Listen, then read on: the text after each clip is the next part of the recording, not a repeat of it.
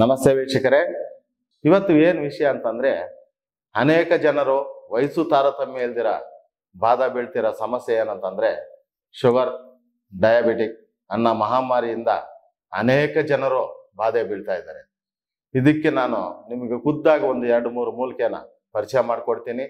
ಅನೇಕ ಜನರು ಏನು ಮಾಡ್ತಾ ಇದ್ದಾರೆ ಅಂದರೆ ಪೂರ್ವ ನಮ್ಮವ್ರು ದೊಡ್ಡವ್ರಿಗೆ ಇರಲಿಲ್ಲ, ಆದರೂ ಈಗ ಬಂದಿದೆ, ಏನಕ್ಕೆ ಬಂತು ಅಂತ ಯೋಚನೆ ಮಾಡ್ತಾ ಇಲ್ಲ.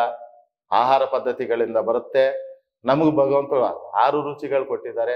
6 ರುಚಿ ನಾವು ಉಪಯೋಗ ಮಾಡಲ್ಲ, ಅದರಿಂದನೂ ಬರುತ್ತೆ. ಕೆಮಿಕಲ್ ಆಹಾರದಿಂದ ಬರುತ್ತೆ, ವ್ಯಾಯಾಮ ಪದ್ಧತಿ ಇಲ್ದಿರಿಂದ ಬರುತ್ತೆ, ಮಾನಸಿಕ ಒತ್ತಡದಿಂದ ಬರುತ್ತೆ. ಈ ಸಮಸ್ಯೆಗಳಿಗೆಲ್ಲ ಏನು ಮಾಡ್ತಾ ಇದ್ದೀವಿ? ಹಾಸ್ಪಿಟ್ಲಿಗೆ ಹೋಗ್ತಾ ಇದ್ದೀವಿ. ಹಾಸ್ಪಿಟ್ಲಿಗೆ ಹೋಗ್ತೀವಿ, ಡಾಕ್ಟರ್ ಹತ್ರ ತೋರಿಸ್ತೀವಿ, ಗುಳಿಗೆ ಕೊಡ್ತಾರೆ, ತಗೊಂತೀವಿ. ಅಲ್ಲಿ ಕಮ್ಮಿ ಆಗಿಲ್ಲ, ಇನ್ನೊಂದು ಕಡೆ ಹೋಗ್ತೀವಿ, ಡಾಕ್ಟ್ರು ಮತ್ತೆ ಮಾತ್ರೆ, ಇವೆರಡೇ ಚೇಂಜ್ ಮಾಡ್ತಾ ಇರೋದು. ನಾವು ಏನು ಮುಖ್ಯವಾಗಿ ಚೇಂಜ್ ಮಾಡಬೇಕು ಅಂತ ನಾವು ಯೋಚನೆ ಮಾಡಿಲ್ಲ, ಮಾಡೋದು ಇಲ್ಲ. ಮುಂದೆ ನಮ್ಮ ಹಿರಿಯರಿಗೆ ಯಾಕೆ ಇರಲಿಲ್ಲ, ನಮ್ಗೆ ಯಾಕೆ ಬಂತು ಅಂತ ಕ್ವಶನ್ ಮಾರ್ಕ್ ಹಾಕ್ಕೊಂಡ್ರೆ ಆಟೋಮೆಟಿಕ್ ಆಗಿ ಆ ಶುಗರ್ ಅನ್ನೋದು ಹೋಗುತ್ತೆ. ಯಾಕೆ ಅಂತಂದ್ರೆ ನಮ್ಮ ಹಿರಿಯರು ನಮಗೆ ಪ್ರಕೃತಿ ಏನು ಕೊಟ್ಟಿದೆ? 6 ರುಚಿಗಳು ಕೊಟ್ಟಿದೆ. ಈ 6 ರುಚಿಗಳನ್ನ ಉಪಯೋಗ ಮಾಡೋರು, ಪೀಚು ಪದಾರ್ಥ ಊಟ ಮಾಡೋರು, ಜೋಳ, ಸಜ್ಜೆ, ನವಣೆ, ರಾಗಿ, ಈ ತರ ಪದಾರ್ಥಗಳು ಅವರು ಸೇವನೆ ಮಾಡೋರು. ನಾವೇನ್ ಮಾಡಿದೀವಿ? ಪಿಜ್ಜಾ, ಬರ್ಗರ್ ಈ ತರ ಉಪಯೋಗ ಮಾಡ್ತಾ ಇದೀವಿ. ಇದರಿಂದ ನಮಗೆ ಬರ್ತಾ ಇದೆ. ಮತ್ತೆ ಏನಂದ್ರೆ ಅವರು ಖುದ್ದಾಗಿ ಎಣ್ಣೆಗಳು ಆಡಿಸ್ಕೊಂಡು ಅವ್ರಿಗಾಗಿ ಗಾಣದಲ್ಲಿ ಎಣ್ಣೆ ಆಡಿಸ್ಕೊಂಡು ತಿನ್ನೋರು. ನಾವೇನು ಮಾಡ್ತಾ ಇದೀವಿ? ಪ್ರತಿಯೊಂದು ಕೆಮಿಕಲ್ ಎಣ್ಣೆನ ಉಪಯೋಗ ಮಾಡ್ತಾ ಇದೀವಿ. ಇದು ಪ್ರಪಂಚದಲ್ಲಿ ಸಿಗ್ತಾ ಇರೋದು ಅದೇ. ಸ್ವಾಮಿ ನೀವು ಹೊಸದಾಗಿ ಹೇಳಿದ್ರೆ ನಾವೇನ್ ಮಾಡೋಣ ಅಂತಂದ್ರೆ ಏನು ಮಾಡೋಕ್ಕಾಗಲ್ಲ. ನಾವು ಚೆನ್ನಾಗಿರ್ಬೇಕಂದ್ರೆ ನಮ್ಮ ಪ್ರಕೃತಿಯನ್ನು ನಂಬಬೇಕು. ನಮ್ಮ ಪ್ರಕೃತಿಯಲ್ಲಿ ಖುದ್ದಾಗಿ ನಾವು ತಗೊಂಬಂದು ನಾವು ಬಳಸ್ಕೊಂಡ್ರೆ ಇಂಥ ಸಮಸ್ಯೆಗೆ ಪರಿಷ್ಕಾರ ಇರುತ್ತೆ. ಈ ಸಮಸ್ಯೆಗೆ ಪರಿಷ್ಕಾರ ಸಂದೇಹ ಹೋಗುತ್ತಾ ಇಲ್ಲೋ ಅನ್ನೋರಿಗೆ ನಾನು ಏನು ಉತ್ತರ ಕೊಡೋಕ್ಕಾಗಲ್ಲ.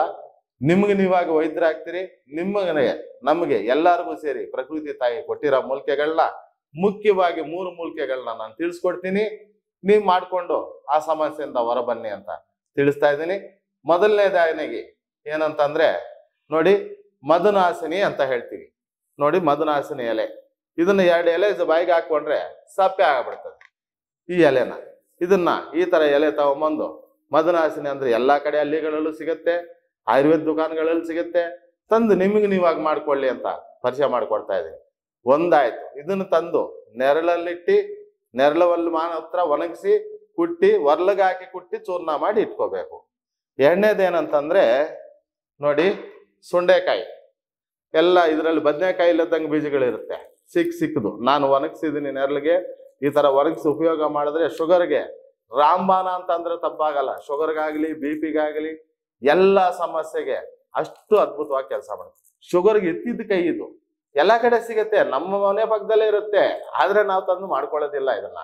ಇದನ್ನ ತಂದು ಪಲ್ಯ ಮಾಡ್ಕೊಂಡು ತಿನ್ಬೋದು. ಆರಾಮಾಗಿ ಇದನ್ನ ಗೊಜ್ಜು ಮಾಡ್ತಾರೆ, ಸಾರು ಮಾಡ್ತಾರೆ, ಸಾಂಬಾರ್ ಮಾಡ್ತಾರೆ, ಮಾಡ್ಕೊಂಡು ತಿನ್ಬೋದು.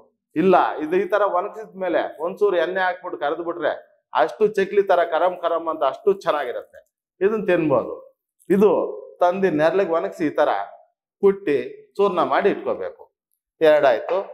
3ನೇದೇನಂತಂದ್ರೆ ಅದ್ಭುತವಾದ ಮೂಲಿಕೆ, ಶುಗರ್ಗೆ ರಾಮಬಾಣ ಅಂತಂದ್ರೆ ತಪ್ಪಾಗಲ್ಲ, ನನ್ನಾರಿ ಬೇರುಗಳು. ನೋಡಿ, ಈ ತರ ಚಿಕ್ಕದಾಗಿ ತಂದು ಕಟ್ ಮಾಡಿ ಈ ತರ ಒಣಗಿಸ್ಕೋಬೇಕು. ಚಿಕ್ಕದಾಗಿ ಒಣಗಿಸ್ಕೊಂಡ್ರೆ ಇದು ಅಷ್ಟು ಸುಗಂಧ ಪರಿವಾಗಿರುತ್ತೆ.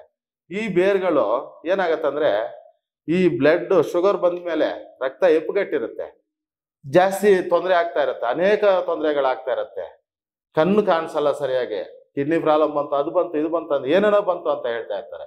ಅದಕ್ಕೆಲ್ಲ ರಕ್ತ ಸಂಚಲನ ಅದ್ಭುತವಾಗಿ ನಡೆಸುತ್ತೆ ಈ ನನ್ನಾರಿ ಬೇರು. ಈ ನನ್ನಾರಿ ಬೇರನ್ನ ತಂದು ಕುಟ್ಟಿ ನೆರಳಲ್ಲಿ ಒಣಗಿಸಿ ಕುಟ್ಟಿ ಪುಡಿ ಮಾಡಿ ಚೂರ್ಣ ಮಾಡ್ಕೊಬೇಕು.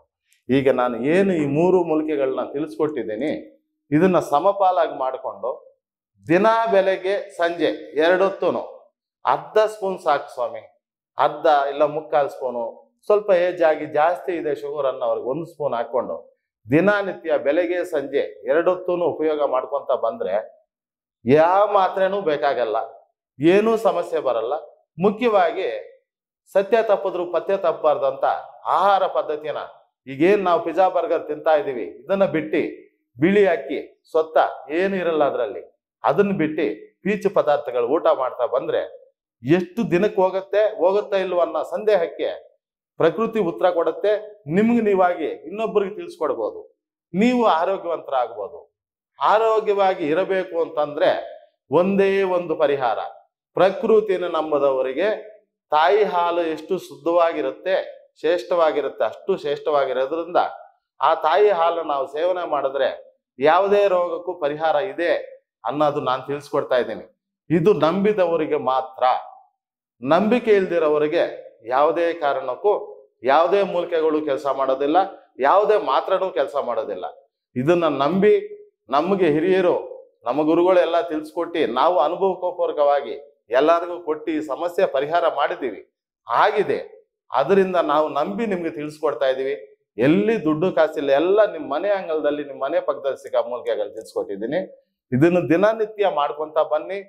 6 ತಿಂಗಳಾಗ್ಬೋದು, 3 ತಿಂಗಳಾಗ್ಬೋದು, ಆರಾಮಾಗಿ ಇದರಿಂದ ಪರಿಹಾರ ಇದೆ. ತಗೊಂಡು ಮಾಡ್ಕೊಂಡು ನೀವು ನಗ್ನಗ್ತಾ ಆರೋಗ್ಯ ಆಗಿದ್ರೆ ಭಗವಂತ ಎಲ್ಲಾರನ್ನೂ ತನ್ನಗಿಳ್ಳಿ ಅಂತ ನನ್ನ ಭಾವನೆ. ನೀವು ಆರೋಗ್ಯವಾಗಿರ್ಬೋದು. ಹಂಗೇನ ಆಗತ್ತಾ ಇಲ್ಲ ಅನ್ನೋ ಸಂದೇಹ ಇದ್ದವರು ನೀವು ಮಾಡ್ಕೊಬೇಡಿ, ಇನ್ನೊಬ್ರಿಗೆ ತಿಳಿಸ್ಬೇಡಿ. ನಗ್ನಗ್ತಾ ಇರಿ, ಆರಾಮಾಗಿರಿ, ಆರೋಗ್ಯವಾಗಿರಿ. ಜೈ ಕರ್ನಾಟಕ ಮಾತಾ, ಜೈ ಜೈ ಕರ್ನಾಟಕ ಮಾತಾ.